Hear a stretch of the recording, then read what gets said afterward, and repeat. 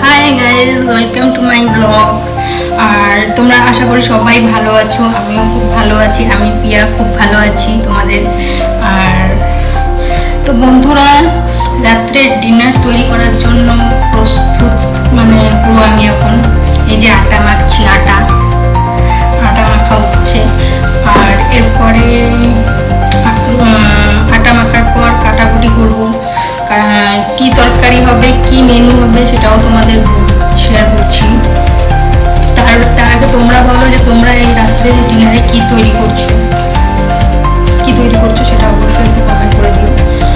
আর যদিও এখন শ্রাবণ মাস চলছে, কারা কারা ভেজ খাচ্ছ, কারা কারা নন ভেজ খাচ্ছ আমার বন্ধুদের মধ্যে, তারা অবশ্যই ওটাও কমেন্ট করো। আর কি বলবো, তো চলো কন্টিনিউ। তো বন্ধুরা, এই যে আটা মাখা আমার প্রায় কমপ্লিট। এরপরে কাটাকুটি করবো।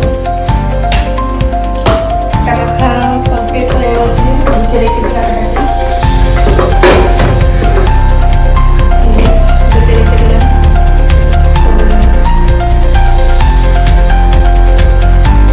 কাটাকুটি করার জন্য আমাদের তরকারি হবে ধোকার তরকারি। আর ধোকার তরকারির জন্য কি কি প্রিপেয়ার করি সেটাই তো দেখাই।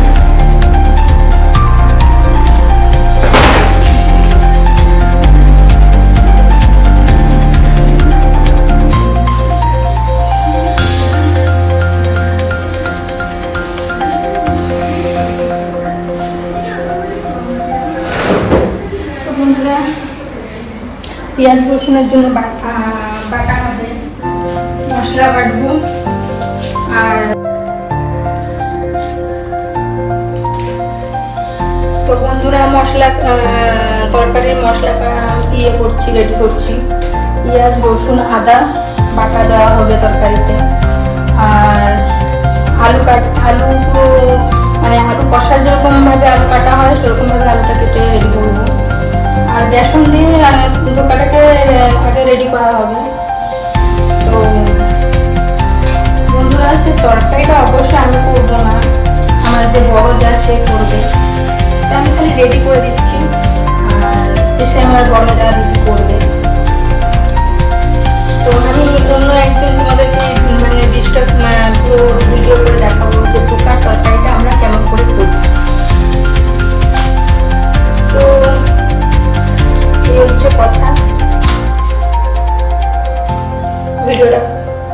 ভিডিওটা কেমন লাগলো তো বন্ধুরা, ভিডিওটা কেমন লাগলো অবশ্যই, যদি তোমরা ধোকার তরকারিটা রেসিপি দেখতে চাও তোমরা কমেন্ট করে আমাকে জানাতে পারো যে চাই আমরা দেখতে। তো আমি সেটা একটা ভিডিও করে তোমাদের শেয়ার করে দেবো। তো ভিডিওটা কেমন লাগলো অবশ্যই, যদি ভালো লাগে তো অবশ্যই লাইক কমেন্ট সব করে দিও। আর শেষে ফলোটা করতে ভুলবে না। আর তোমরা সবাই ভালো থেকো। আজকের জন্য গুড নাইট, বাই।